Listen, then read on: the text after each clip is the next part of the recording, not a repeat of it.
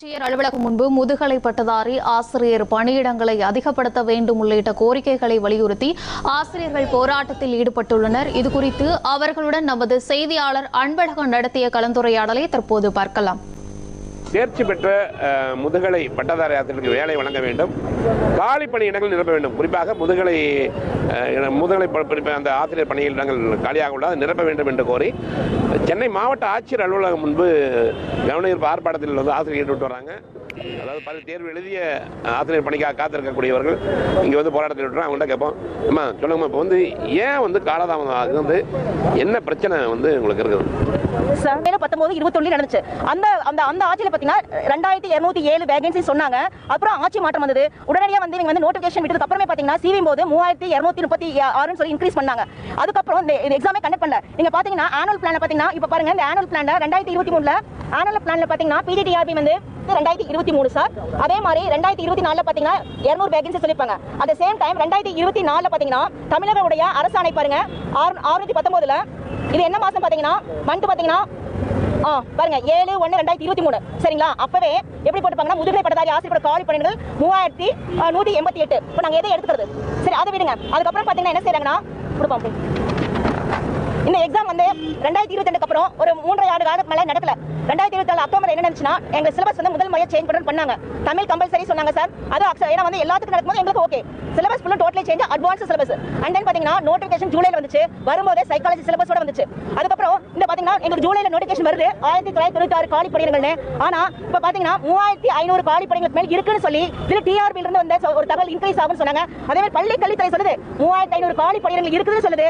இது தேவைப்பட்டா சிவி போது டபுள் மடங்கா கூட ஃபில் பண்ணுன்னு சொல்றாங்க. இது அரசு இருந்து வந்த எங்களுக்கு தகவல். இப்போ நாங்க என்ன ஒரு தேர்வாளர்கள் கிட்டத்தட்ட 3.5 வருஷம், அதாவது உங்களுக்கு படிச்சு முடிக்கும் போது நாங்க +2 முடிச்சு பிஎஸ்சி பிஏஓ எம்எஸ்சி எம்ஏஓ முடிச்சு அதுக்கப்புறம் 2 இயர்ஸ் பிஎட் படிச்சுட்டு நாங்க இந்த மாதிரி 4 வருஷத்துக்கு ஒரு எக்ஸாம் ப்ரிப்பேர் பண்றோம். எல்லாமே ஜென்ஸ் பாருங்க, எல்லாரும் ஃபேமிலி செட்டில்மெண்ட், ஒரு பிரைவேட்ல கூட எவ்வளவு சம்பாதிப்பாங்க. இந்த மாதிரி ஒரு சூழ்நிலையில இருந்தாலும் மனந்தளமா அரசு ஒரு பள்ளியில டீச்சரா ஒர்க் பண்ணணும் அப்படின்ட்டு மனந்தளமா நாங்க ப்ரிப்பேர் பண்றோம். இந்த क्वेश्चन பேப்பர் பாத்தீங்கன்னா அவ்வளவு ஸ்டாண்டர்டா இருக்கும். அட் தி சேம் டைம் அந்த क्वेश्चन பேப்பர் அவ்வளவு ஒரு அபத்தமா இருந்துச்சு. அதாவது ஒரு கரெக்டான क्वेश्चनக்கு அவங்க டிஆர்பில கரெக்டான ஆன்சர் கேட்டிருப்பாங்க. அப்ஜெக்ஷன் ராங்கா கொடுத்தா அந்த ஆன்சரே ஸ்டார் மார்க் கொடுக்குறாங்க. அப்ப கரெக்டா எழுதுங்க எனக்கும் மார்க், தப்பா எழுதுங்க மார்க்கா?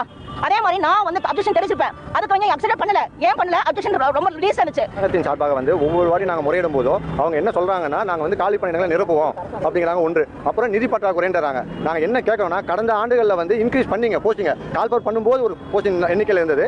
கால்பர் பண்ணி சிவி முடிஞ்சதுக்கப்புறம் 500,000 வேகன்சி வந்து இன்க்ரீஸ் பண்ணி தான் போஸ்டிங் போட்டாங்க. இந்த வாட்டி மட்டும்தான் அது தடைபடுது. அதுதான் எங்களோட ஆதங்கமா இருக்குது. ஓரிரு மார்க்ல சார் கிட்டத்தட்ட 4000 பணியிடங்கள் காலியா இருக்கு சார் முதுகலை பட்டதாரி ஆசிரியர் தேர்வுல. நாங்க கடைசியா 2021ல எழுதணும் சார். அதுக்கப்புறம் 4 வருஷம் தேர்வு வைக்கல. 2025ல தான் வச்சாங்க. நாங்க அதை ஒவ்வொரு வருஷமும் படிச்சு இப்ப நோட்டிபிகேஷன் விடுவாங்க, அப்ப நோட்டிபிகேஷன் விடுவாங்க. அதையே இது பண்ணி காலையிலயும் மாலையிலயும் படிச்சு வேலைக்கு போற டைம் இது பண்ணி இன்னைக்கு வந்தா இன்னைக்கு தேதிக்கு 4000 வேகன்சி இருக்கு. ஆனா இந்த அரசாங்கம் வெறும் 1996 ஆசிரியர்களை மட்டும் தான் நியமிக்கணும் அப்படின்னு சொல்றாங்க சார். இப்போதைக்கு நாங்க கேட்கிற ஒரு கோரிக்கை அந்த மீதி இருக்குல்ல அந்த 1500 வேகன்சி எவ்வளவு இருக்கோ அது மொத்தத்தையும் இதுக்கு முன்னாடி சொல்லாத முன்னாடி இந்த அரசாங்கம் வந்து இது பண்றோம் நிரப்பம் சொல்லாத முன்னாடியே. ஆனா இந்த முறை நாங்க இவ்வளவு கேட்கிறோம். 40 நாட்கள் அங்க இங்க டிபிஐ அங்க எல்லாரையும் பாக்குறது, முதலமைச்சர் தனிப்பிரிவுக்கு கால் பண்றது, அது மாதிரி எல்லா இடத்துலயும் நாங்க ஒவ்வொரு இடமா போய் நின்னு கேட்கிறோம் ஒவ்வொரு மாவட்டத்தில இருந்து வந்து. ஆனா இந்த அரசாங்கம் கொஞ்சமாச்சு முதலமைச்சர் கவனத்துல எடுத்து அவங்க அப்பா இருக்கும்போது டீச்சர்ஸ்க்கு எவ்வளவு பண்ணாரு, இவர் அண்ணன் ஏன் இப்படி பண்ண மாட்டாரு தெரியல. இந்த முறை எங்களுக்காக நீங்க தயவு செஞ்சு இருக்கிற வேகன்சியை ஃபில் பண்ணுங்க. நிதி இல்லன்னு சொல்றீங்க, ஆனா உங்களால முடியும், கண்டிப்பா முடியும். நீங்க நினைச்சீங்க முடியாது. அது உங்களுக்கு என்னன்னா 2025 அக்டோபர் 12ல வந்து முதுகலை பட்டதாரி ஆசிரியர் தேர்வு எழுதிருக்கிறோம்.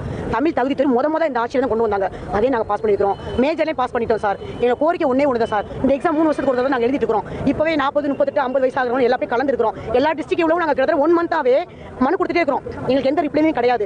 எங்களுக்கு வந்து முதுகலை பட்டதாரி ஆசிரியர் தேர்ச்சி பெற்ற எல்லாருக்கும் வேலை வேணும். எங்களுக்கு பணம் இல்லைன்னு சொல்லுவாங்க. எப்படி இந்த ஸ்கூல் எல்லாம் கட்டுறாங்க, இன்ஃப்ராஸ்ட்ரக்சர் பண்றாங்க, பட் அதை சொல்லி தரக்கூடிய ஆசிரியருக்கு அந்த நிதி இல்லை அப்படிங்கிறத சொல்லக்கூடிய ஒரு விஷயத்தை சொல்லிருக்காங்க. இவருடைய கோரிக்கை நிறைவேற வேண்டும் என்பதுதான் இவங்களுடைய எதிர்பார்ப்பாக உள்ளது. முக்கியமாக உங்க கோரிக்கை வந்து சொல்லுங்க சார். Only 1 point sir. இப்போ வந்து கவர்மெண்ட் ஸ்டூடெண்ட்ஸ் எல்லாமே நல்ல ஸ்டாண்டர்ட் ஆயிருக்காங்க. தமிழ் புதுவுடன் எல்லாமே போயிட்டு இருக்காங்க சார். இவங்களுடைய வந்து அவங்களுடைய காலி பணியிடங்களை நிரப்ப வேண்டும் என்பதுதான் இவருடைய கோரிக்கையாக உள்ளது. ஒளிப்பதிவாளர் சுந்தரன் அன்பழகன். அமெரிக்காவுடனான வர்த்தக ஒப்பந்தம் குறித்து விவாதிக்க வலியுறுத்தி எதிர்க்கட்சி உறுப்பினர்கள் அமளியில் ஈடுபட்டதால்